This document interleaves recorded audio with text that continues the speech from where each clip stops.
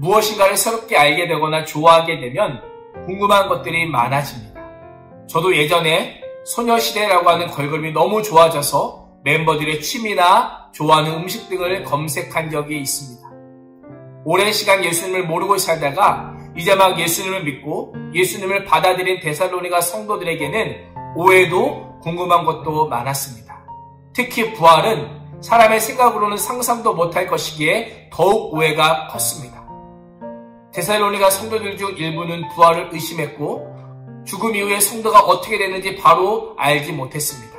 그래서 바울은 성도들의 죽음이란 무엇인지 또한 부활이 무엇인지에 대해서 가르쳐주고 있는 것입니다.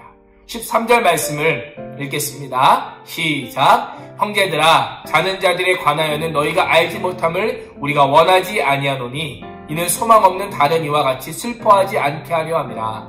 아멘. 성경은 예수님을 믿는 사람의 죽음을 잠으로 표현을 합니다.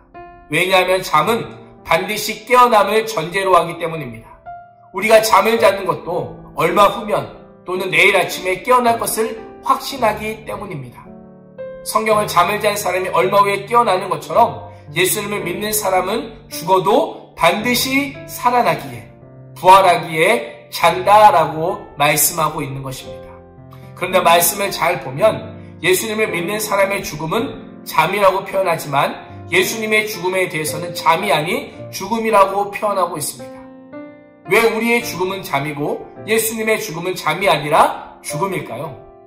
그 이유는 예수님께서는 인간의 몸을 입고 이 땅에 오셔서 인간의 죽음을 대신 경험하셨기 때문입니다.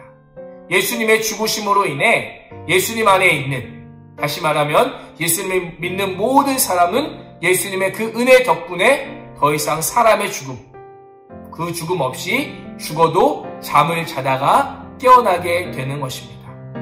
그래서 성경은 예수님이 재림하실 때, 예수님이 다시 오실 때에 예수님 안에서 잠자는 자들도 부활할 것이다 라고 하는 그 소망을 데살로니가 성도들이 품게 된다라고 말씀하고 있는 것입니다. 데살로니가 성도들은 예수님께서 다시 오실 때에 살아있는 사람은 예수님을 맞이하게 되지만 이미 죽은 사람들, 이미 먼저 죽은 사람들은 그 기회가 없을 것이라고 생각했습니다. 왜 이런 생각을 했냐면 당시 이방 종교와 세상 사람들은 사람이 한 번 죽으면 그것으로 끝이다, 죽으면 더 이상 소망이 없다라고 생각했기 때문에 데살로니가 성도들도 이방 종교와 세상 사람들과 같은 방식으로 죽음을 이해했던 것입니다. 그러나 성경은 예수님을 믿는 사람의 죽음은 끝이 아니라 영광스러운 부활의 시작이요, 주님께서 다시 오시는 그날 죽은 자들도 깨어나서 주님을 맞이하게 되는 기쁨이 있을 것이다 라고 말씀하고 있습니다. 예수님을 믿는 사람의 죽음은 피곤한 인생의 여정을 잠시 멈추고 잠이 드는 것과 같습니다. 그래서 예수님을 믿는 사람이 세상을 떠날 때는 그 하는 인사가 안녕히 주무세요와 같은 그런 인사라고 우리는 보면 좋습니다. 잠들었다가 일어나는 날에는 예수님 안에서 잠든 자들과 함께 예수님을 만나게 되는 것입니다. 그리고 영원히 주님과 천국에서 함께 있게 될 것입니다. 오늘 말씀이 우리 친구들에게 어떻게 들리실지 모르겠습니다. 죽음과 부활에 대한 말씀, 아직은 상대적으로 어리고 또한 젊은 중고등부 친구들이기 때문에 죽음이 우리와 멀리 있다라고 생각할 수도 있고 또 한 번도 생각해보지 않은 말씀일 수도 있습니다. 죽음과 부활에 대해서 실제적인 예를 장례식장에 가면 분명히 알 수 있습니다. 예수님을 믿는 사람의 장례와 믿지 않는 사람의 장례를 가보면 확연히 구분됩니다. 사랑하는 이의 죽음 앞에서 찬송을 부르고 또한 천국 환송을 기뻐하는 사람들은 예수님을 믿는 그런 사람들밖에 없습니다. 예수님을 믿지 않는 사람들의 장례는 처음부터 끝까지 눈물과 곡소리로 가득할 뿐입니다. 왜 그럴까요? 그들은 죽음이 끝이기 때문입니다. 그러나 예수님을 믿는 우리에게는 죽음이 끝이 아니라 죽음은 잠자는 것입니다.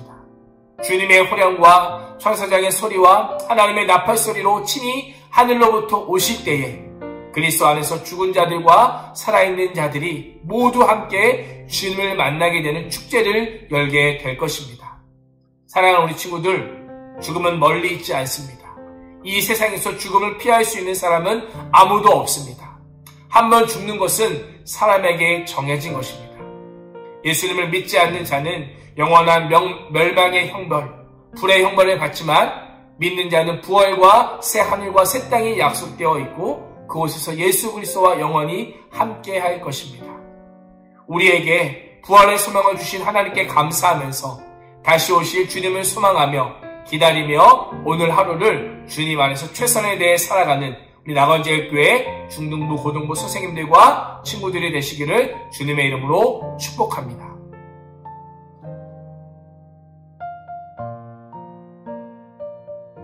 네, 우리 친구들 적용하기 생각하게 하는 시간입니다. 오늘은 특별히 우리 책에 나와 있는 적용하기 부분 읽고 우리 박형성 목사님과 함께 묵상한 내용들 같이 우리 좀 적용해봤으면 좋겠어요. 읽어드릴게요. 사람들이 죽음을 두려워하는 것은 죽으면 모든 것이 끝난다고 생각하기 때문입니다. 그러나 믿음의 사람에게 죽음은 끝이 아닌 새로운 시작입니다. 말씀처럼 나는 천국에서 주님을 만나게 될 것이고 그분과 영원히 함께 있게 될 것입니다. 이것을 믿는다면 다시 오실 주님을 소망으로 기다리며 오늘 하루를 주 안에서 최선을 다해 살아가야 합니다. 아멘. 중요한 부분은 이 부분이에요. 이것을 믿는다면.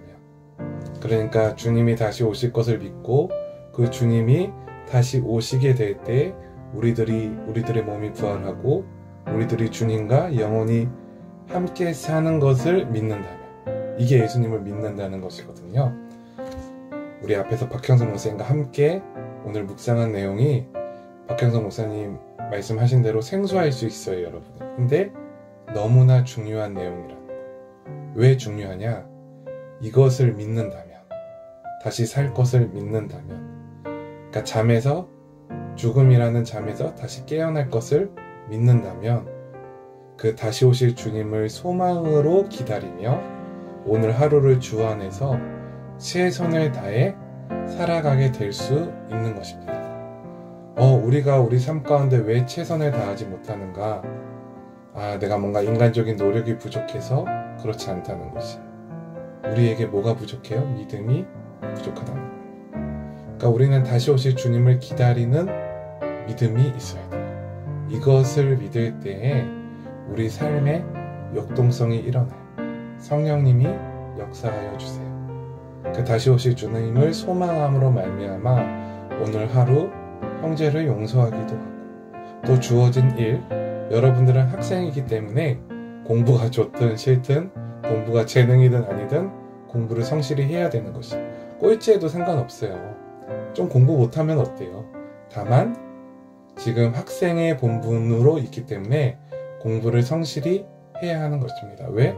나는 다시 오실 주님을 믿기 때문에. 자, 오늘 하루는 이 다시 오실 주님을 소망하면서 기다리면서 그 죽음을 기쁨으로 기다리면서 그리스도인에게는 죽음이 끝이 아닌 시작이라는 것을 기억하면서 오늘 하루 이렇게 적용하고 주님 앞에 기쁨으로 즐겁게 살아가는 하루가 되기를 주님의 이름으로 간절히 소망하겠습니다. 기도하겠습니다. 사랑이 많으신 하나님 아버지, 저희들 죽는 것이 인생의 끝이 아니라 잠깐 잠자는 것이고 그러므로 말미암아 저희들 다시 깨어서 다시 오실 주님을 맞이하고 또 주님과 영원히 살 것을 믿습니다. 저희들 예수님을 믿습니다. 오늘 저희들 들은 이 말씀을 믿음으로 하루를 살아가게 하여 주시옵소서. 저희들 이 믿음으로 말미암아 오늘 하루 주님께서 주어주신 이 하루를 기쁨으로 즐거움으로 최선으로 살아갈 수 있도록 은혜를 베풀어 주시옵소서. 감사합니다. 사랑합니다. 예수님의 이름으로 기도합니다. 아멘.